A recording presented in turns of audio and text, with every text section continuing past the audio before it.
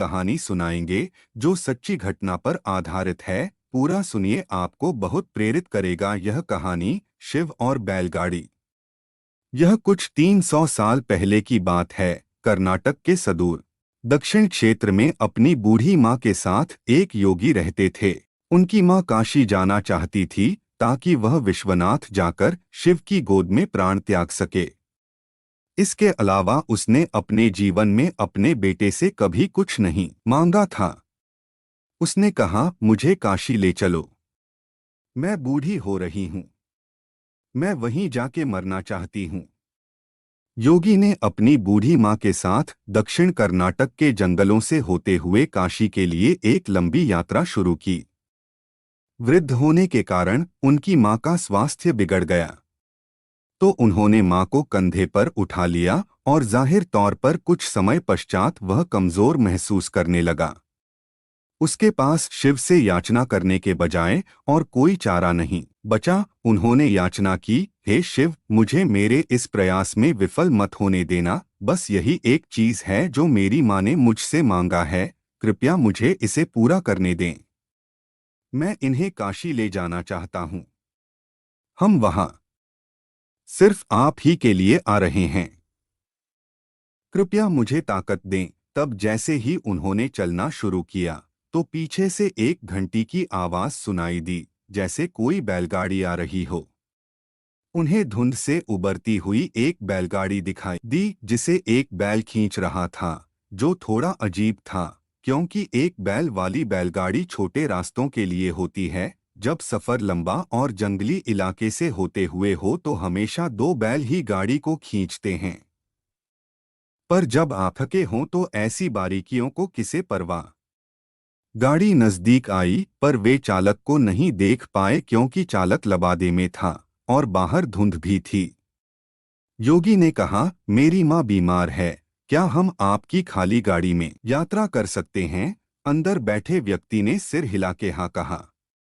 वे दोनों गाड़ी में बैठ गए और बैलगाड़ी आगे चलने लगी। कुछ समय बाद योगी का ध्यान इस ओर गया कि जंगली रास्ता होने के बावजूद भी बैलगाड़ी बहुत आसानी से आगे बढ़ रही थी। तब उन्होंने नीचे देखा और पाया कि पहिए घूम नहीं रहे हैं, वे रुके हुए थे, पर गाड़ी आगे बढ़ रही थी। तब उन्होंने बैल की तरफ देखा और पाया कि बैल बैठा हुआ था पर बैलगाड़ी चल रही थी। तब उन्होंने चालक की ओर देखा और पाया कि वहां सिर्फ लबादा ही था। उसने अपनी माँ की ओर देखा। माँ ने कहा, अरे पागल, हम पहुंच गए, अब कहीं और जाने की जरूरत नहीं है, यही वो जगह है, अब मुझे जाने दो। इतना कह के माँ ने शरीर छोड़ दिया। बैलगाड़ी और चालक सब विलीन हो गए। योगी अपने गांव लौट आया। लोगों ने सोचा, यह इतनी जल्दी लौट आया है, ये अवश्य ही अपनी माँ को कहीं छोड़ के आया है।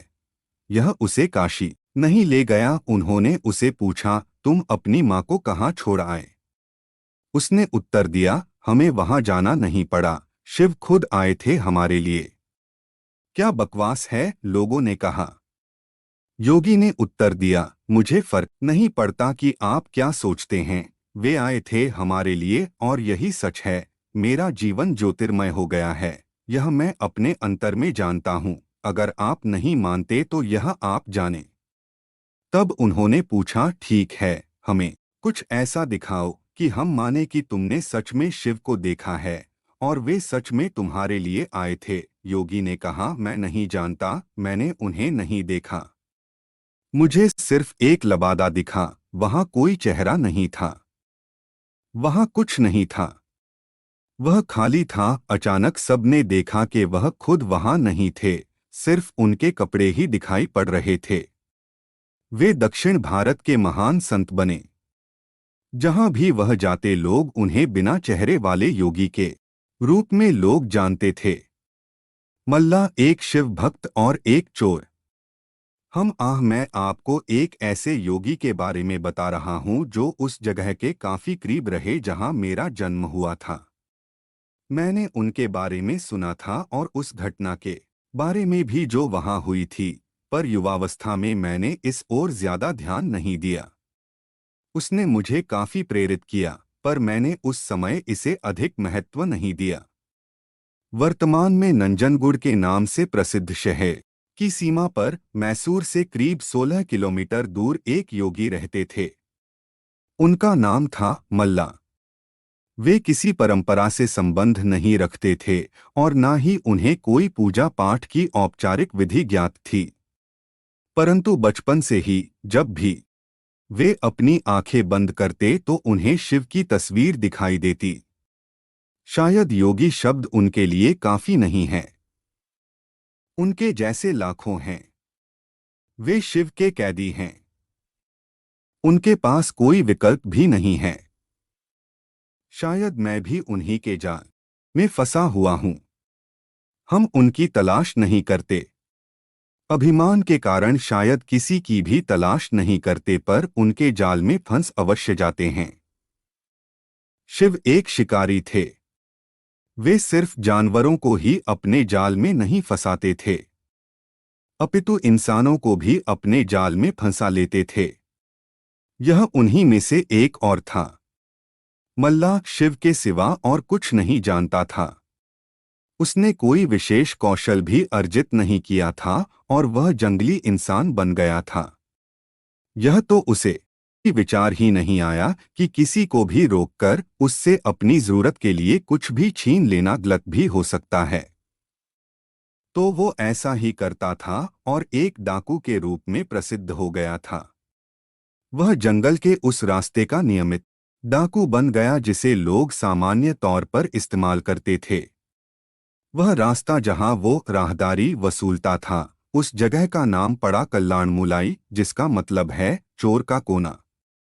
शुरू में लोगों ने उसे धिक्कारा, पर साल के अंत में लोगों से इकट्ठा किए एक एक पैसे को वो महाशिवरात्रि मनाने में खर्च कर देता था। वह एक बड़ा भोज आयोजित करता। कुछ सालों बाद लोगों ने उसे एक महान योगी के रूप में पहचाना और स्वेच्छा से योगदान करने लगे। और जो ऐसा ना करते, उन्हें योगदान देने के लिए प्रोत्साहित करने का भी उसे कोई पछतावा नहीं था। कुछ सालों बाद दो योगी जो आपस में भाई थे, इस रास्ते से गुजर रहे थे। उन्होंने इस आदमी को देखा जो डाकू पर एक महान योगी भी था। उन्होंने कहा, तुम्हारा भक्ति भाव अद्भुत है, पर तुम्हारे तौर तरीकों से लोगों को कष्ट होता है। उसने कहा, मैं यह शिव के लिए करता हूं, इसमें दिक्कत क्या है? उन्होंने समझाया, अपने साथ अलग ले गए और कुछ पद्धतियों से गुजारा और उस स्थान का नाम कल्लाणमुलाई से बदलकर मल्लाणमुलाई रख दिया।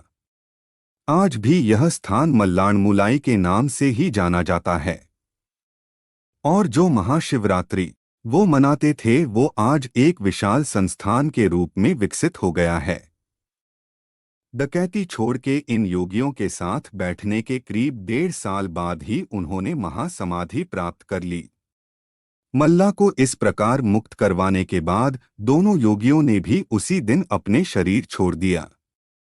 कबिनी नदी के किनारे इन लोगों के लिए एक खूबसूरत तीर्थस्थान निर्मित है, जिसे आज भी मल्लाणमुलाई के नाम से जाना जाता है।